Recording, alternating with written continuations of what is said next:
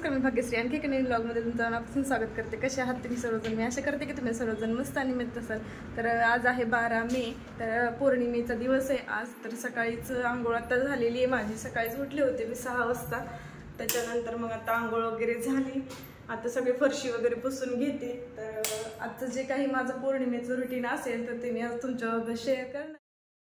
तर आता मी आलेली आहे फरशी पुसण्यासाठी. तर पाणी घेतलेलं आहे बकेटमध्ये मी. त्यामध्ये थोडंसं मीठ टाकलं, हळद टाकली आणि त्याचबरोबर त्याच्यामध्ये मग जे फिनेल आहे मी फरशी पुसण्यासाठी वापरते तर ते पण टाकून दिलेलं आहे त्याच्यामध्ये.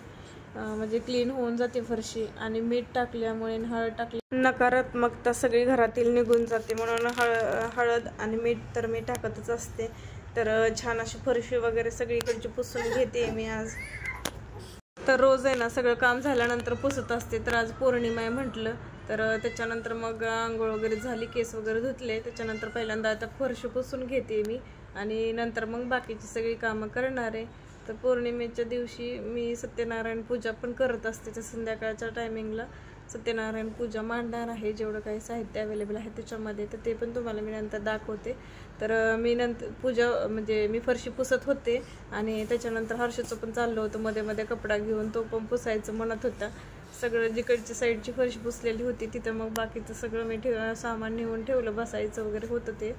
आणि हर्षचं बघा पाणी तोपर्यंत कपडा घेऊन भिजवून पण ठेवला. मी जे काही करत असते ते हर्षूला पण सगळं करायचं असते. आणि इकडच्या साईडला आहे ना इशू खेळत होती एकटीच बेडरूममध्ये. तिला खेळ म्हणलं होतं दोघांना पण हर्षू एकटाच माझ्याकडे आला आणि इशू तिकडे एकटी खेळत होती. तर छान अशी फरशी वगैरे पुसून घेतली. आणि हो, सकाळ सकाळीच एक म्हणजे कशी एनर्जी असते सगळे कामं वगैरे करण्याची. तर सकाळ सकाळी सगळ्या गोष्टी करून घेतल्या तर मग आहे ना सगळी कामं पण उरकल्यासारखे वाटतात. मग नंतर लेट पण होत नाही ना. आज त्यात इशूला पण सुट्टी होती पौर्णिमेची, बौद्ध पौर्णिमेची. त्याच्यामुळं मग माझं सकाळ सकाळी सगळं आवरून घेतलं मी बरोबर एका पाठोपाठ एक.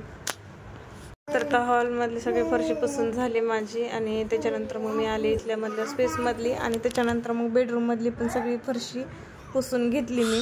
आणि हर्षीचं बघा मध्ये मध्येच चाललेलं होतं त्याचं, मलाच पुसू दे म्हणत होता फरशी. त्याला म्हणलं माझं झाल्यानंतर पुस. मग नंतर कसं तरी नादी लागला आणि फरशी पुसून घेते.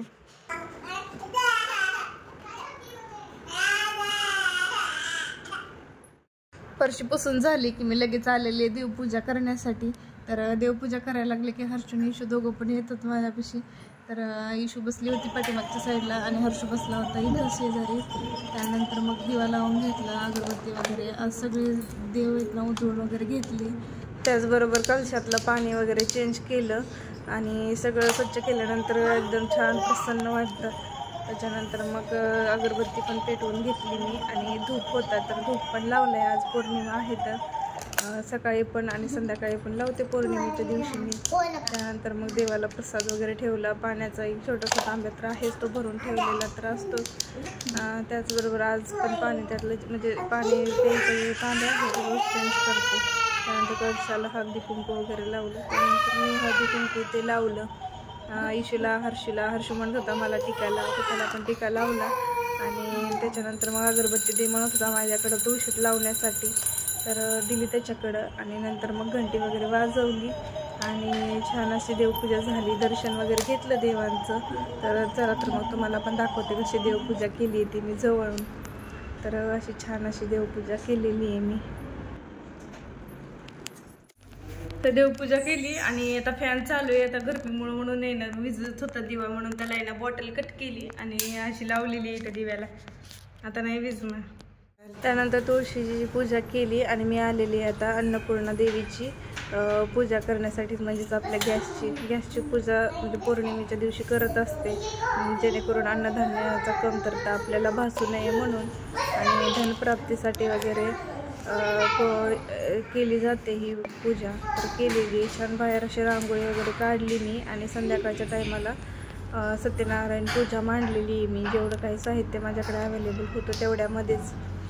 कारण दर पौर्णिमेला ना सत्यनारायण पूजा केल्याने घरात धनधान्याची कमतरता कधीच भासत नाही. म्हणून मी आहे ना ह्या वर्षी संकल्प केला होता की दर महिन्याला सत्यनारायण करायचं म्हणून. श्री सत्यनारायण व्रत कथा पहिला अध्याय.